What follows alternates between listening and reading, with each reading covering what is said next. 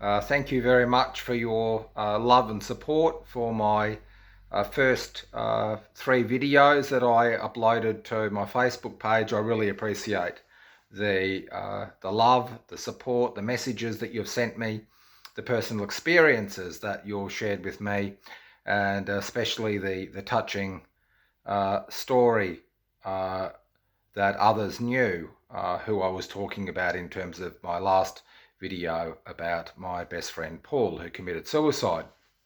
So thank you very much for that. And that makes it all the more special and valuable to me as I continue on in this journey of hopefully informing and exposing the diabolical behaviour of the governing body of Jehovah's Witnesses. Today's subject is one that is probably, if there was a more difficult subject to tackle and the mishandling of, other than that of suicide, I think this subject probably is the top of what I would call the atrocious behaviour of the governing body, and that is the response by the governing body to parents who have a stillborn baby. Very difficult subject once again to talk about. My wife and I, Monica, found it very difficult to fall pregnant naturally, and we needed help and went through many rounds of IVF with all of the ups and downs and the hopes that were dashed along the journey. So to have a precious child, little Charlie, who many of you have seen on my videos, is such a precious thing, but the understanding that you gain as parents who desperately want a child, you understand how heartbreaking it is to lose a child.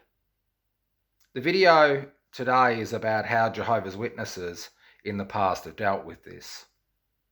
I'm going to give you an experience and also some commentary. My aim is to elicit strong responses, but in terms of critical thinking.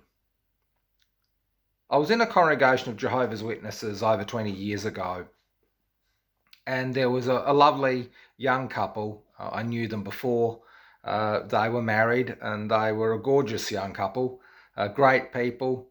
They were my friends, and obviously they fell in love and they got married.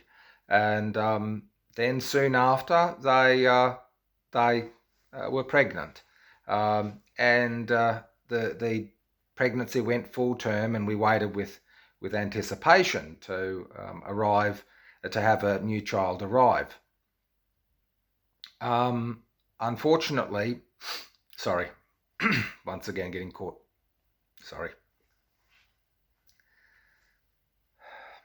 Please forgive me. Very hard. They went to the hospital, and unfortunately the birth did not go to plan, and during the birth their child died. So the poor mum, the wife, gave birth to a stillborn baby. They came to our book study group, and they were distressed. And they,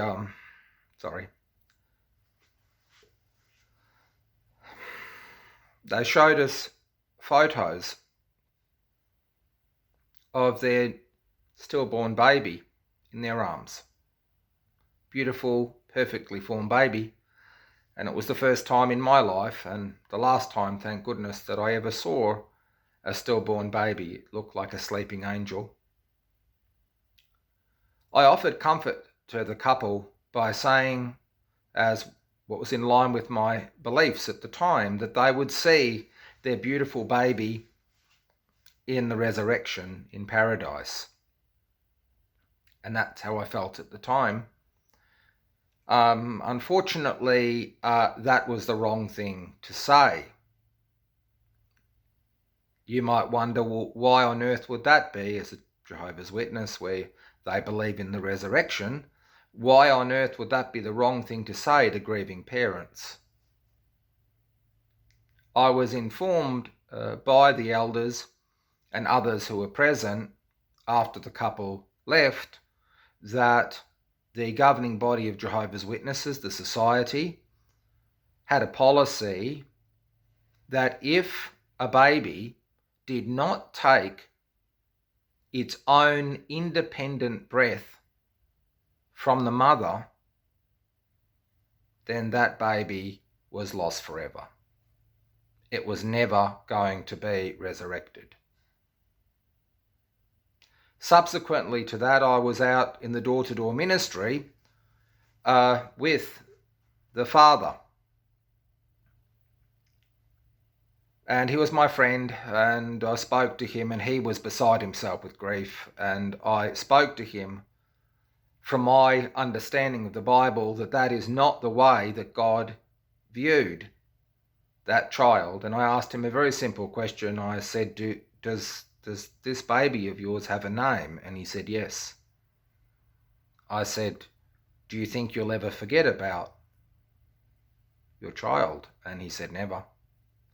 And I simply said that if you have a name for your child and you will never forget your child, then God will never forget your child. And that was absolutely outrageous that the governing body of Jehovah's Witnesses would teach people that. Can you imagine? You sacrifice so much to become a Jehovah's Witness, but at the time that you most need it, your faith abandons you. I spoke to the elders about it and vigorously dissented to what was being said. They thought that it was wrong that I spoke to the parents or to the parent and told them a contrary position to that held by the governing body of Jehovah's Witnesses.